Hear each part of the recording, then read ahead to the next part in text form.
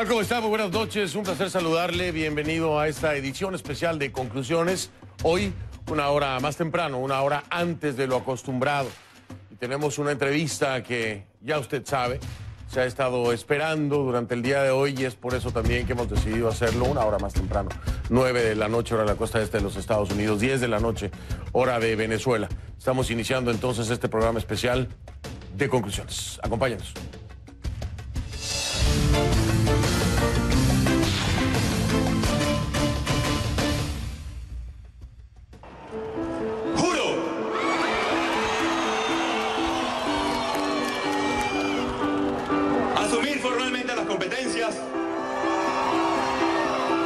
Del Ejecutivo Nacional.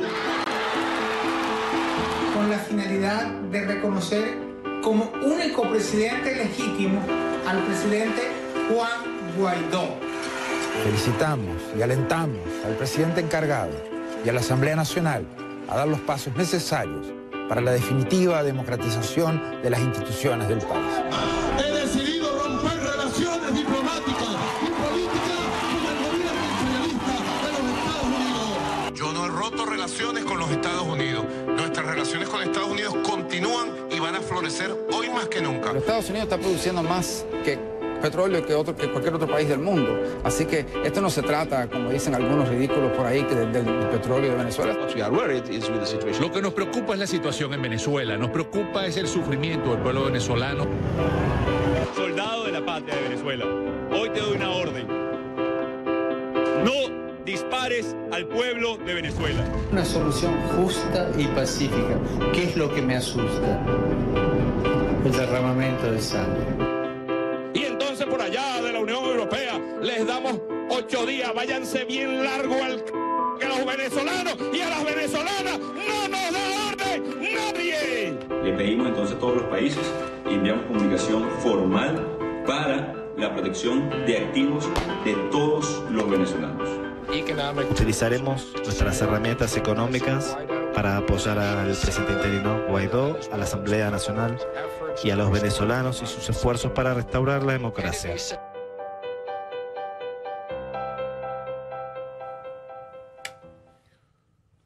Le pido que a partir de este momento me acompañe utilizando la etiqueta Conclu J. Guaidó, de Juan Guaidó. Esa es la etiqueta que vamos a estar utilizando durante toda esta edición especial de Conclusiones, numeral Conclu J. Guaidó.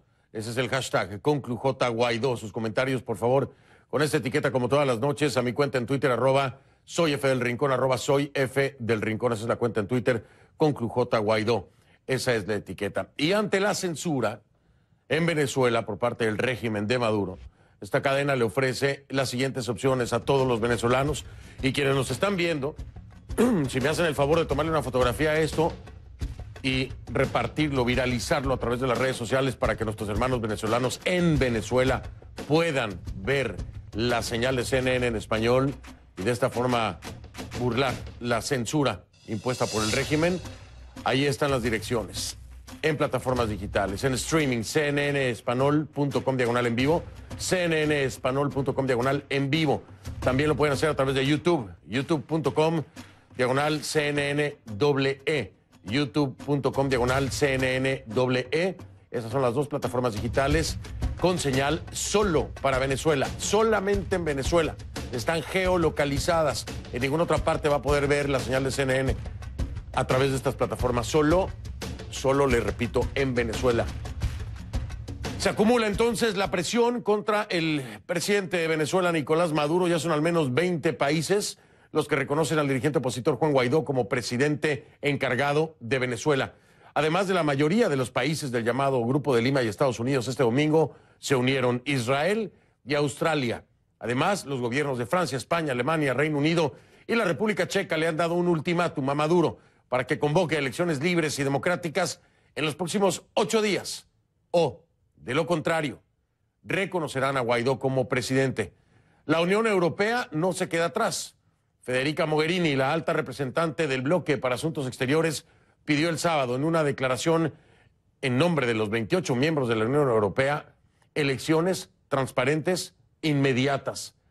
Aparte de la presión diplomática, hay presión económica. Este lunes el gobierno de Donald Trump designó a la compañía petrolera estatal de Venezuela, PDVSA, y a Citgo, su filial de refinación y distribución en Estados Unidos, en su lista de entidades sancionadas para prevenir, dicen, que Maduro y otros actores corruptos sigan enriqueciéndose a costa del sufrido pueblo de Venezuela. La medida bloquea alrededor de 7,000 millones de dólares en activos, lo que resultaría en más de 11,000 millones de dólares en pérdidas durante el próximo año.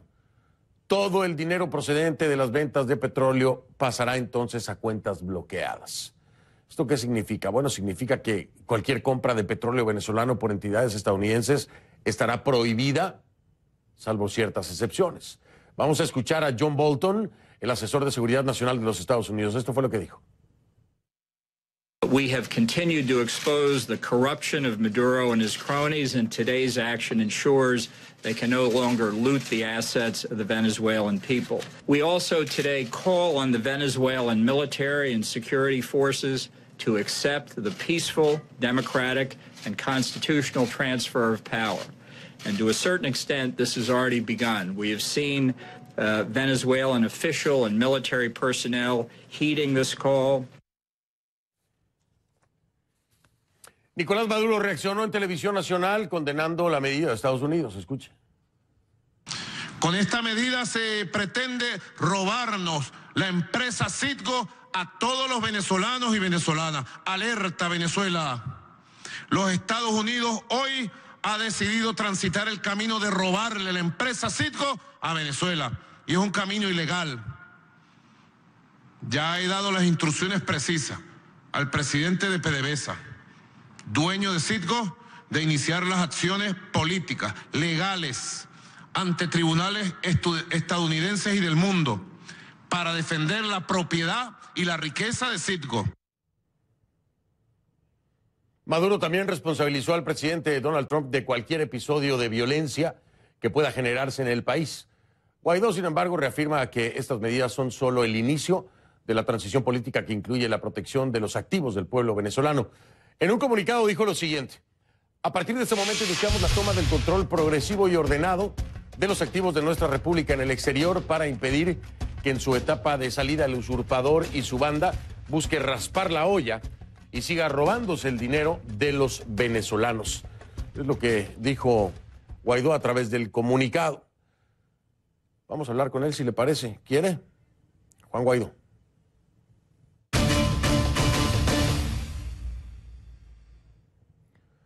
Le doy la bienvenida a Juan Guaidó, quien juró asumir las funciones del Poder Legislativo el 23 de enero en Cabildo Abierto y que es reconocido por más de una docena de países, una veintena de países, como el presidente encargado de Venezuela. Juan Guaidó, bienvenido, gracias por estar aquí. Fernando, buenas noches, ¿cómo estás? Saludos a todos los que nos ven y sintonizan en este momento. Gracias, gracias por acompañarnos.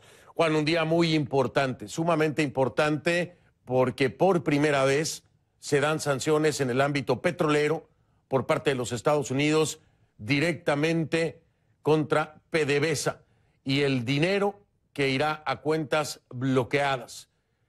¿Tendrán acceso ustedes entonces a estas cuentas, a este dinero? ¿Cómo piensan utilizarlo y a partir de cuándo podrán ustedes tener acceso a este dinero? Sí, gracias primero por la entrevista, Fernando. Hoy, por cierto, cerraron un nuevo programa de radio en Venezuela a César Miguel Rondón por la censura. Con respecto al tema de la protección de activos venezolanos, una solicitud, una petición del Parlamento Nacional resguardar los activos venezolanos con el único objetivo de que no sigan robando al pueblo de Venezuela. Ya se han demostrado más de 37 casos de corrupción por parte del Parlamento, denuncias que se han hecho, no solamente por el caso Odebrecht, estuvimos conversando en algún momento de ese tema, Fernando, también por los casos en PDVSA, también por los casos de Tesorería Nacional, como endeudaron a PDVSA, también por la compra de alimentos y medicinas, en el caso de lo que llaman CLAP, que es un subsidio de alimentación. Así que esta medida responde a proteger los activos de Venezuela para poder implementarlos precisamente, no solamente en la atención de la emergencia humanitaria, que es urgente en Venezuela, que ha producido más de 3.300.000 migrantes en este momento, que ha producido y que hoy el venezolano vive con menos de $3 al mes que hoy el venezolano no tiene cómo llegar a su puesto de trabajo porque no hay transporte público. Entonces, esta medida responde a evitar el saqueo, que continúe el saqueo a la nación y poder implementar, utilizar esos fondos una vez cese la usurpación, logremos el gobierno de transición y elecciones libres para desarrollar en el plan país que estamos trabajando desde el Parlamento, desde los factores de oposición y en discusión con todos los sectores que hacen vida en el país. Interesante escucharte el mencionar que se utilizará después de lo que sería la tercera fase o la tercera etapa del mismo planteamiento que has venido haciendo. Sin embargo, el tema de la ayuda humanitaria es algo que no puede esperar, Juan. Y la primera pregunta que te hago es, ¿de dónde vendrían los recursos para una ayuda humanitaria? Y segundo, ¿cómo lograr que esa ayuda humanitaria entre a Venezuela cuando aún las Fuerzas Armadas, al menos en voz del ministro de Defensa, Vladimir Padrino, continúan del lado de Maduro? ¿Cómo hacer esto y de dónde sacar el dinero? Sí, ya hay un primer aporte de un país amigo como los Estados Unidos de $20 millones inicialmente. Se está trabajando muy intensamente en una comisión designada por el Parlamento, una comisión técnica también que está acompañando de ONGs, de fundaciones, también a nivel nacional, haciendo un inventario muy rápido que se ha venido trabajando. Han tenido mucha labor estas fundaciones para atender las emergencias, primero clínicas, enfermedades crónicas también, todo el tema de alimentación para los más necesitados en este momento, como en hospitales, como en escuelas de atención primaria. El tema de la ayuda humanitaria también hemos contado con respaldo de algunos países de la región. Aquí hay un elemento importante, nosotros hemos hablado en todo momento de las Fuerzas Armadas. Es probable, es altamente probable que parte de esta ayuda humanitaria entre por puerto marítimo y terrestre, a través de los vecinos países. Aquí va a tener un dilema adicional nuestras Fuerzas Armadas, a las cuales hemos hablado muy directamente, que son parte importante de la sociedad venezolana, que son parte importante también de la reconstrucción del país, a los cuales hemos hablado de amnistía y garantías para los que se pongan del lado de la Constitución. En este caso, ellos van a tener la decisión en sus manos de permitir la entrada o no de parte de esta ayuda humanitaria que ya ha ofrecido parte de estos $20 millones en los Estados Unidos. También hemos recibido de Europa alguna oferta importante que se debe materializar en los próximos días. Hemos hablado con los vecinos de Chile, Argentina, Paraguay, Colombia, Brasil, entre otros países, y también están dispuestos a colaborar, a atender esta emergencia que, insisto, ha visto desplazar venezolanos por la frontera, caminando cientos de miles de kilómetros para llegar a buscar oportunidades, y también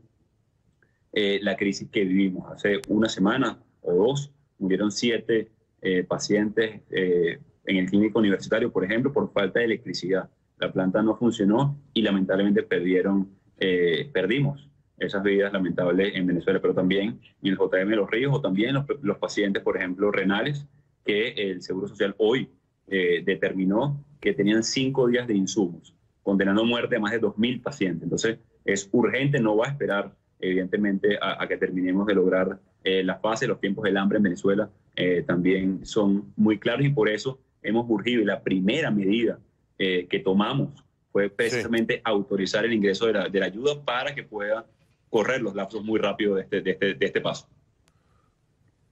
Pero Juan, me dices que va a depender la decisión prácticamente de las Fuerzas Armadas de dejar o no entrar la ayuda humanitaria.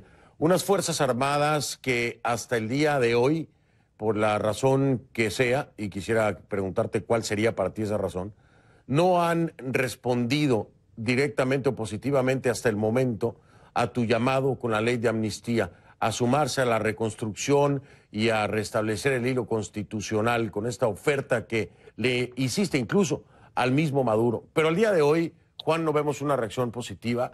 ¿Por qué pensar que las Fuerzas Armadas van a permitir el acceso de ayuda humanitaria cuando no han respondido positivamente a este llamado, a esta oferta de amnistía? Incluso veíamos imágenes, tristemente, de ciudadanos que entregaban esta ley de amnistía y funcionarios que la quemaban literalmente o la rompían frente a los mismos. ¿Por qué pensar que puede darse ese escenario cuando la situación es otra? Son varios elementos, Fernando.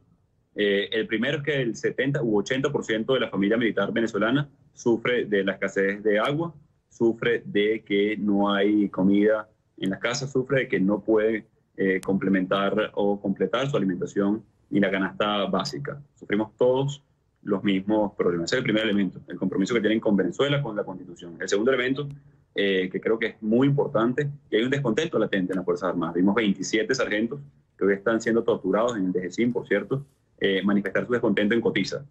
Hay 160 militares activos, presos, detenidos por un mensaje en el celular, por simplemente decir que no bastaba o alcanzaba el apresto operacional para poder cubrir la demanda de la tropa. Entonces el descontento está ahí, está latente, ya hay también un incentivo positivo a ponerse del lado de la Constitución, que es la ley de garantía y amnistía. Hay también los elementos ahora no solamente de amnistía y garantía, hay un incentivo que es nada más y nada menos poder ayudar a cada venezolano que lo necesita, que necesita esa bolsa de diálisis peritoneal, que necesita insulina, que necesita retrovirales, que necesita insumos para curar el cáncer, por ejemplo. Entonces, no es poner la carga solamente sobre la Fuerza Armada, es lograr ejercer las competencias del Parlamento, es lograr ejercer las competencias de la presidencia encargada para lograr las tres fases que hemos determinado y poder, entonces, no poner en dilema a las Fuerzas Armadas, darle una oportunidad nuevamente que se pongan del lado de la Constitución, pero más importante, del lado de su gente.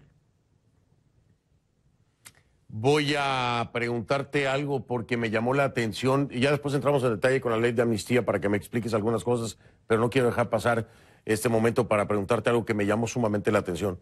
Cuando minutos antes de que se diera esta conferencia de prensa en la Casa Blanca con el asesor de Seguridad Nacional y el secretario del Tesoro, verificaba yo tu cuenta de Twitter y en ese momento lanzabas este comunicado, ¿no?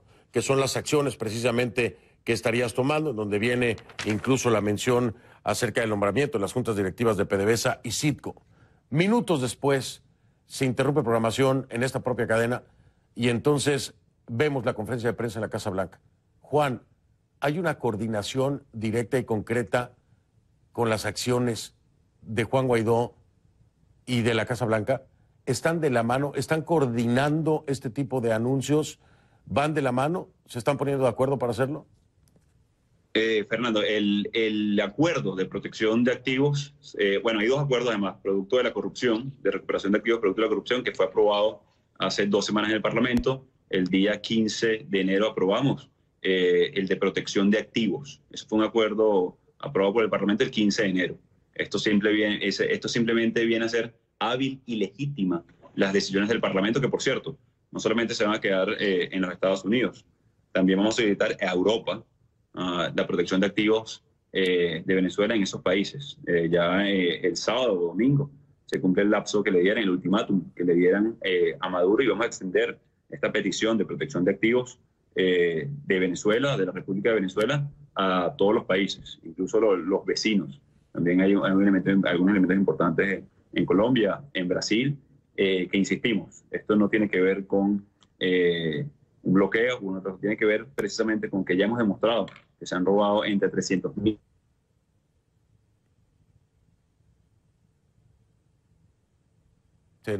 Se me congeló ahí la imagen. Voy a aprovechar para hacer una pausa, si me lo permiten. Regreso, continuamos con esta entrevista a Juan Guaidó. Por supuesto, sus comentarios y todo lo que quieran expresar. Hay plataformas diferentes. Una de ellas es facebook.com/conclusionescnn, facebook.com/conclusionescnn. En esa página puede dejar sus comentarios y puede consultar contenidos de programas anteriores de Conclusiones. La cuenta en Twitter, @soyfdelrincón, está a sus órdenes. La etiqueta es ConcluJ de Juan, ConcluJ Guaidó. El hashtag es ConcluJ Guaidó. Y por cierto, es pues una tendencia que va subiendo con mucha fuerza en la lista mundial, se lo digo, ConcluJ Guaidó. Ya regreso entonces con mi invitado esta noche, Juan Guaidó, quien juró asumir las funciones del Poder Legislativo el 23 de enero en Cabildo Abierto y que es reconocido por más de una docena, más de una veintena, digo yo, una veintena de países como el presidente encargado de Venezuela.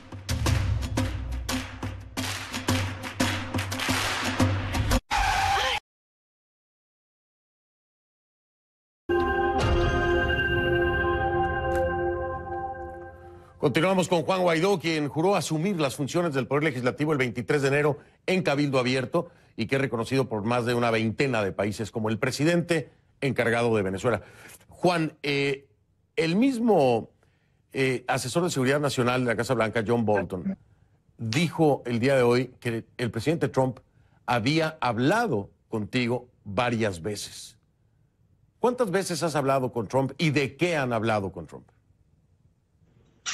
Mira, hemos tenido conversaciones no solamente con el Ejecutivo en los Estados Unidos, también con homólogos como por ejemplo Duque, el presidente Duque, Piñera, Sebastián Macri, Sánchez, entre otros. La verdad hemos tenido una agenda muy intensa de poder conversar con todos los presidentes de la región, del mundo, primeros ministros, cancilleres, para atender principalmente la emergencia humanitaria en Venezuela.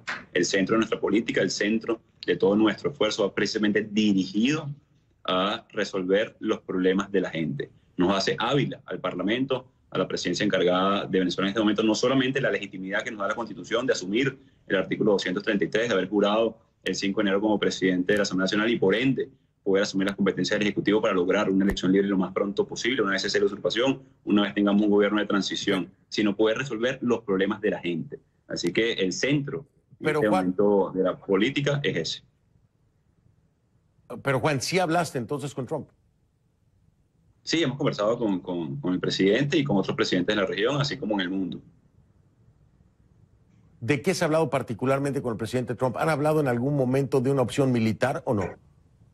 Lo que te comentaba, Fernando, el centro de nuestro debate en este momento con los presidentes de la región y el mundo está centrado en la gente, en atender la emergencia humanitaria y, por supuesto, lograr el cese de la usurpación, el gobierno de transición y elecciones libres.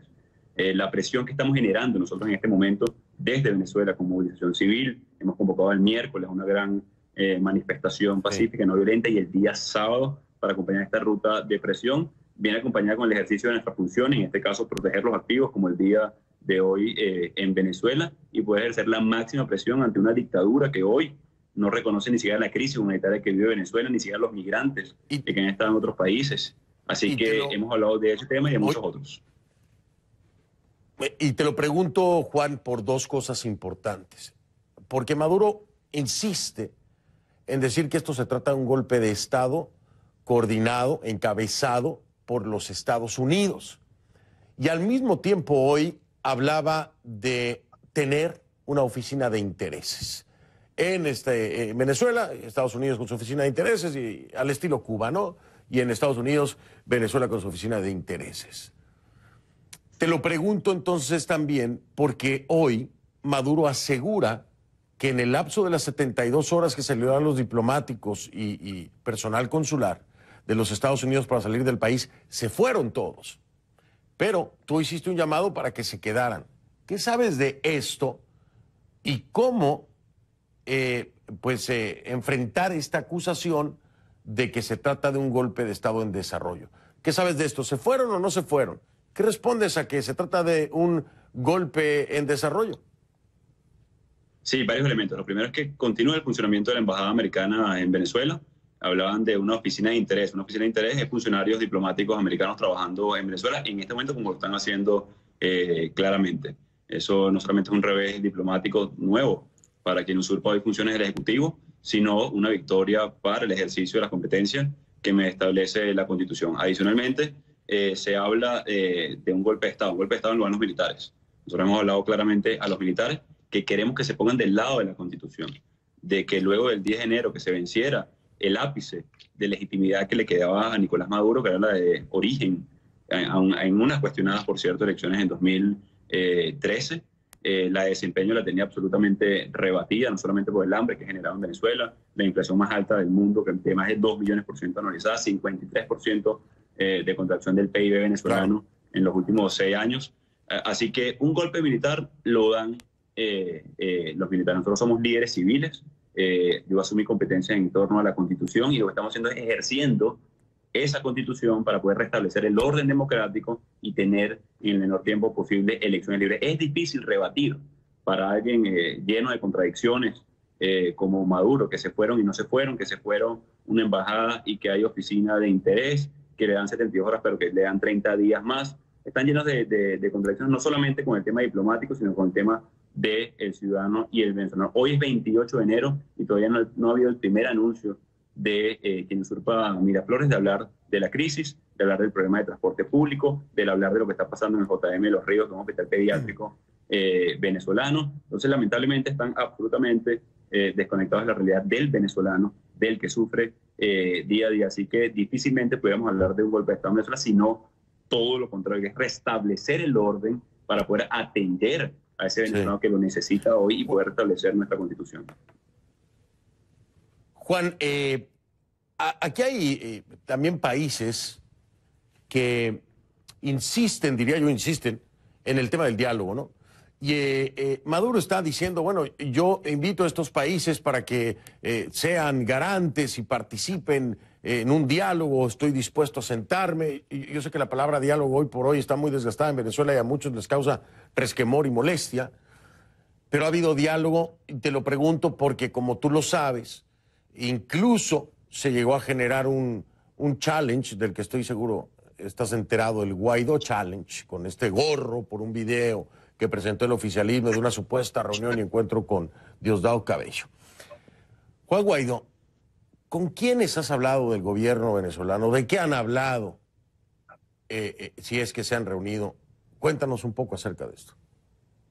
Mira, lo primero es ratificar, uno, la firmeza de nuestras acciones en el ejercicio de nuestras competencias. El protegiendo activos, el activando amnistía y garantías para los que se pongan del lado de la Constitución, el solicitando ayuda humanitaria, el creando el Fondo de Recuperación de Activos producto de la corrupción, las movilizaciones constantes, el juramentar y ejercer las competencias del 233. Eso es lo primero que debemos decir con respecto a esto. Y una agenda muy clara, que ya es de conocimiento incluso mundial.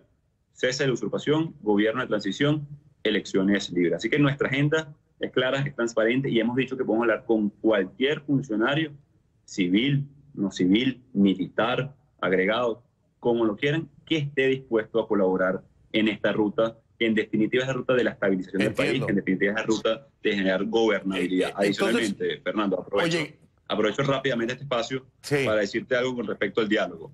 Esa es la respuesta garantizada de un gobierno o de un régimen que no tiene respuesta a los problemas. Lo hicimos en 2017.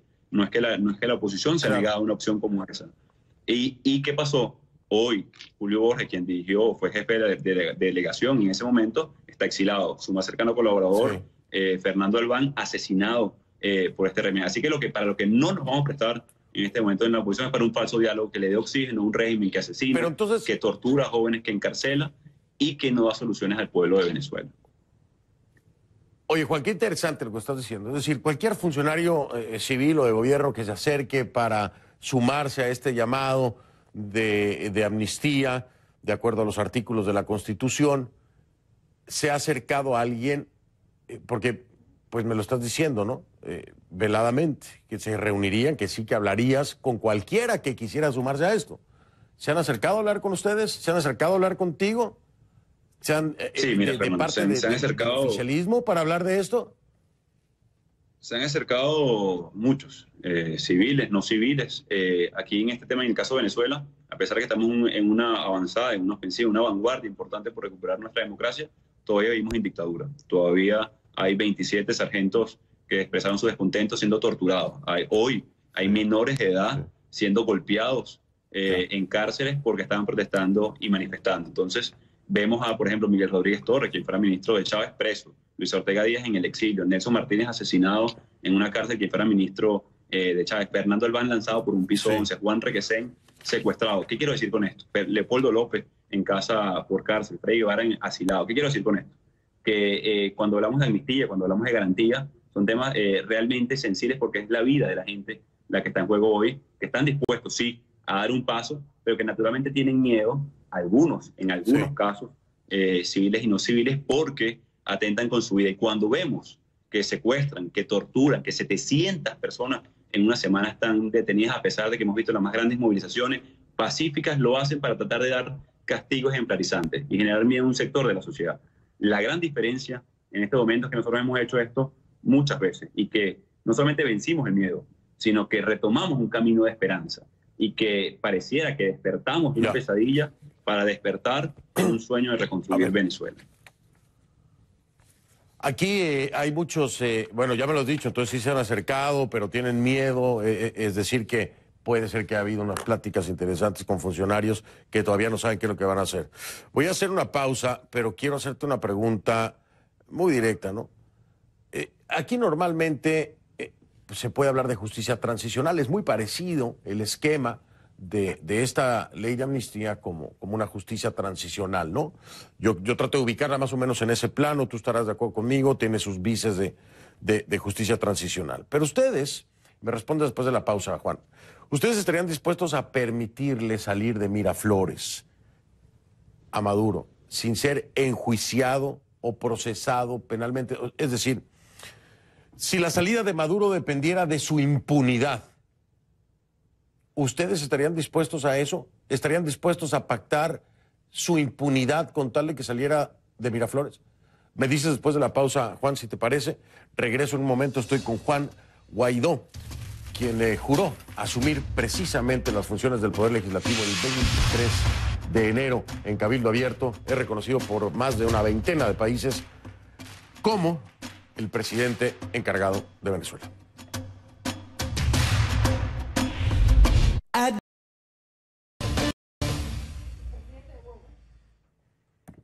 Estoy de vuelta con Juan Guaidó, quien juró asumir las funciones del Poder Ejecutivo el 23 de enero, esto en un cabildo abierto, y que es reconocido por más de una veintena de países como el presidente encargado de Venezuela. Juan, te preguntaba, si la salida de Nicolás Maduro de Miraflores dependiera de su impunidad, ¿ustedes lo considerarían? Mira, varias cosas con eso, Fernando. Uno, hablar de impunidad es muy duro en un país donde hemos sufrido durante años una relación muy áspera tanto con el Estado como con las Fuerzas Armadas. Hemos sufrido de persecución, hemos sufrido de tortura, hemos sufrido de miedo, de terror. Esa ha sido la relación del ciudadano venezolano con el Estado. De subsidio, robándose el dinero del Estado para implementarlo además y generar control social, o de terror. Hemos visto cómo asesinan a nuestros chamos, a nuestros jóvenes en las calles. Hemos visto cómo se van caminando por la frontera. O sea, hablar de impunidad es muy duro en este momento para Venezuela, porque son cicatrices que quedan marcadas en una sociedad, pero una sociedad que quiere cambiar, que quiere reencontrarse, que quiere ver hacia el futuro, que quiere que regrese sus hijos a Venezuela para que desarrollen sus talentos en su país, que quiere ser feliz. Sí. Entonces, cada paso que vamos a dar va a ser pensando en los que necesitan hoy más, en los que están al riesgo su vida por no tener insumos médicos o comida, pero también los que quieren vivir y regresar a Venezuela. Así que todas las opciones están en la mesa para lograr el cese de la usurpación, el gobierno de transición y elecciones libres, que se ha convertido en una especie de mantra ya para los venezolanos, y que sabemos que cada etapa tiene un sacrificio, tiene un esfuerzo importante, que formamos todos parte de este proceso que hemos emprendido, no en el 2019, sino que tenemos años construyendo mayoría, que tenemos años marchando, que tenemos años votando y no votando, por lo cual hoy es considerado un usurpador Maduro. Y ese escenario que sucedió en Chile durante la transición, que sucedió en Venezuela en el 58, que sucedió en Polonia, todo está sobre la mesa para lograr esos tres objetivos. Todo está sobre la mesa, me responde Juan Guaidó, acerca de si dependiera de la impunidad de Maduro, su salida de Miraflores. Todo está sobre la mesa, me dice Juan Guaidó. Ahora, Juan, aquí se ha hablado mucho de la injerencia cubana. La injerencia de Cuba en las Fuerzas Armadas. Esa Fuerza Armada que al llamado, a la invitación para esta ley de amnistía no acaba de responder contundentemente, al menos no lo vemos, no lo sabemos o no lo hemos visto. ¿Qué se está haciendo con respecto a esto? ¿Estás trabajando con algunos gobiernos para ejercer presión sobre Cuba? ¿Cómo deshacerse de esos cubanos infiltrados dentro de las Fuerzas Armadas que ustedes mismos han venido denunciando a través de los años?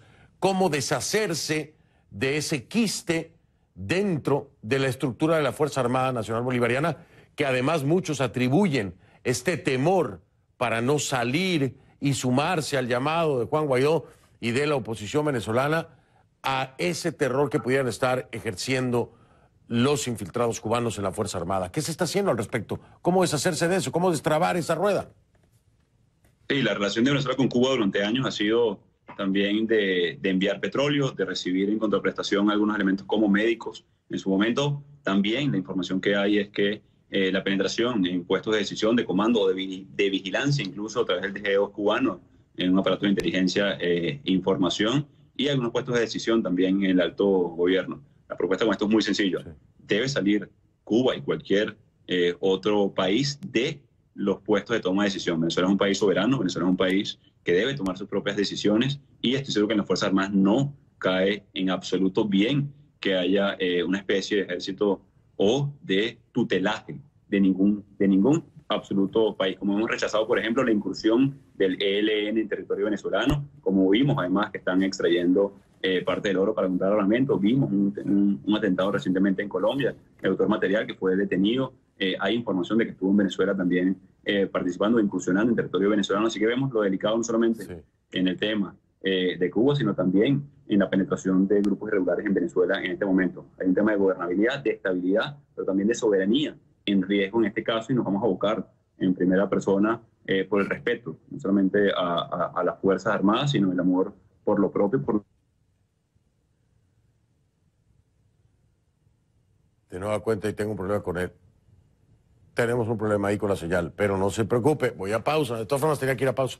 Voy a pausa, regreso y continuamos con Juan Guaidó en esta entrevista en horario especial de Conclusiones Llave.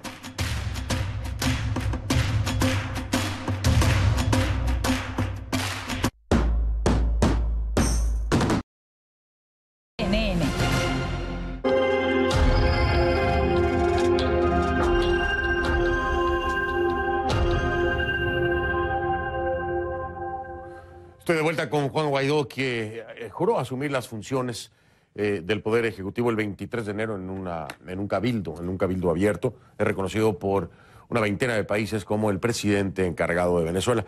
Juan, la pregunta obligada, sé que hay un tema de seguridad muy importante que está siendo manejado diariamente, constantemente.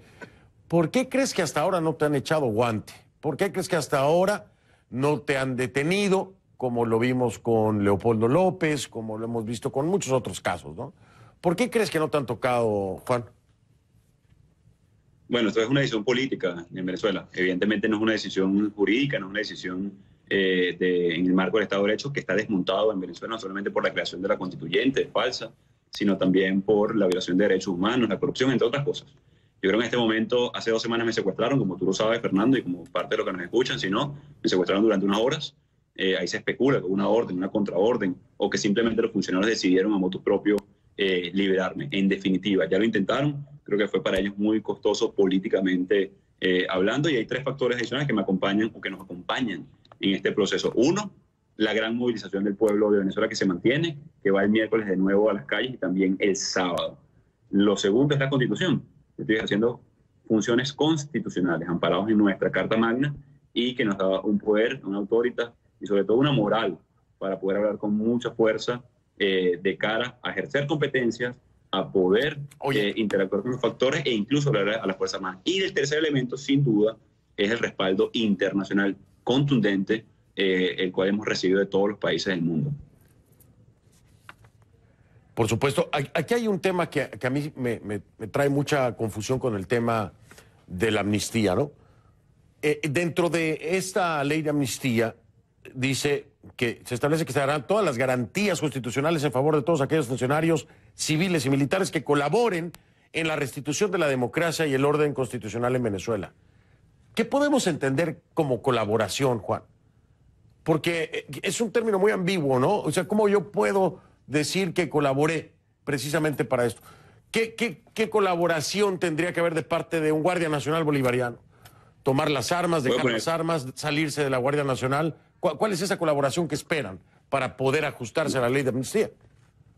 Es una muy buena pregunta y te la agradezco, Fernando. Son varios elementos concretos. Voy a poner un ejemplo que ayer le hablamos, por ejemplo, a las Fuerzas Armadas y damos una orden muy clara. No disparar a manifestaciones pacíficas. Por ejemplo, hoy el FAES, que es un organismo, un componente de las Fuerzas Armadas, el que se ha encargado de hacer una especie de racia en los sectores populares. 40 asesinados en menos de una semana, simplemente jóvenes que están manifestando para tratar de infundir miedo, cosas que no han logrado. 700 detenidos con orden, como están mal acostumbrados en Venezuela, o estamos haciendo una orden de arriba, y hay una orden de privación de libertad con jueces que se comunican con nosotros y les da miedo ejercer las funciones. ¿Qué significa colaborar o cooperar con la restitución de la Constitución? Permitir que entre la ayuda humanitaria, por ejemplo. ¿Qué significa no cumplir órdenes de detener a funcionarios que no tienen ni orden de captura ni tienen ningún tipo de juicio a llevarse a cabo. ¿Qué significa ponerse del lado de la Constitución? Por ejemplo, el agregado militar en Washington que se quedó ejerciendo funciones en el consulado venezolano, la funcionaria del consulado de Miami que se quedó ejerciendo sus funciones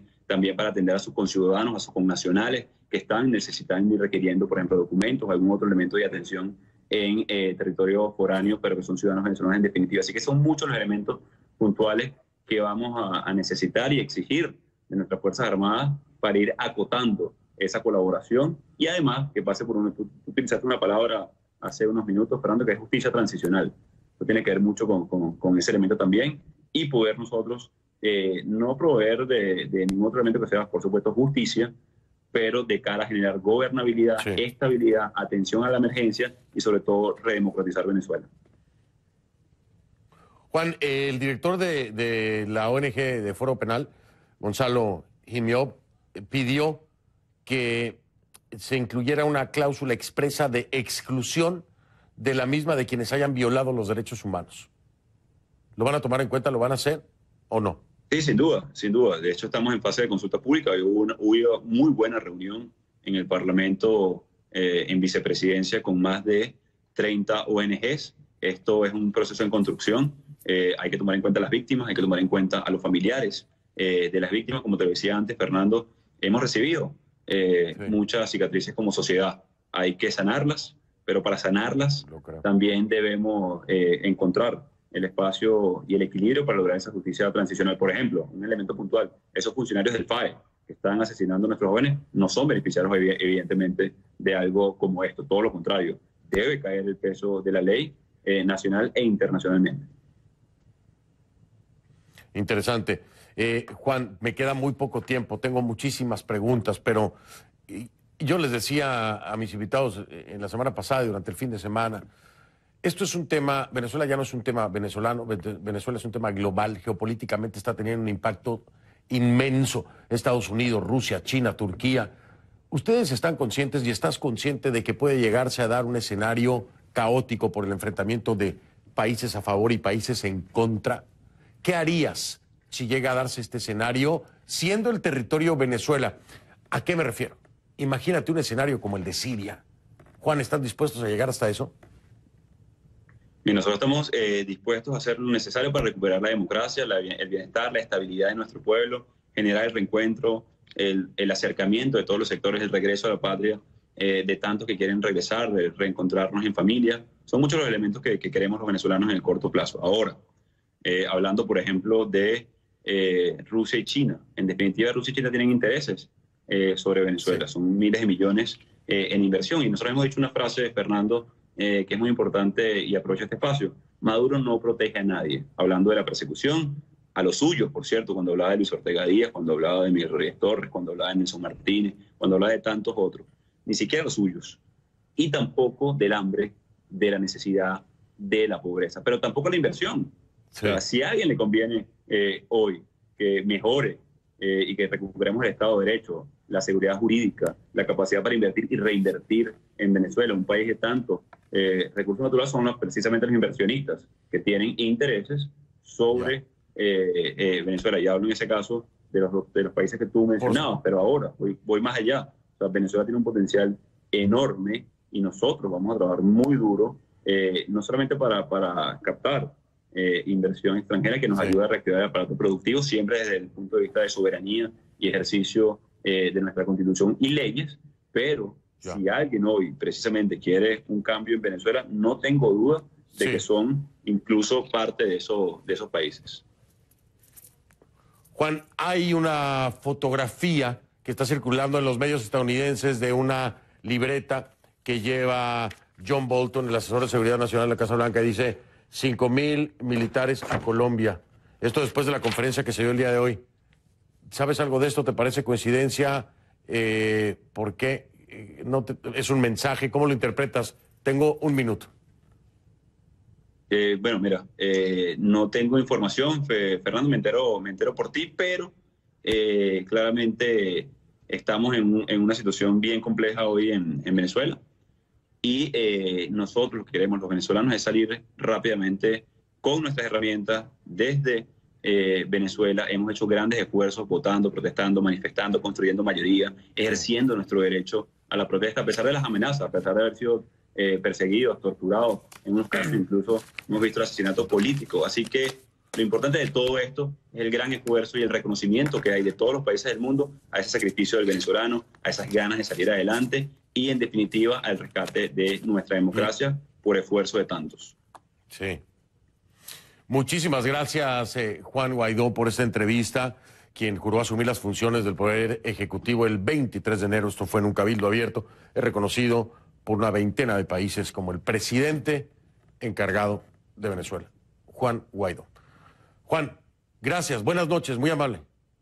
A ti, Fernando, saludos. Saludos. Bien, hago una última pausa y ya regresamos.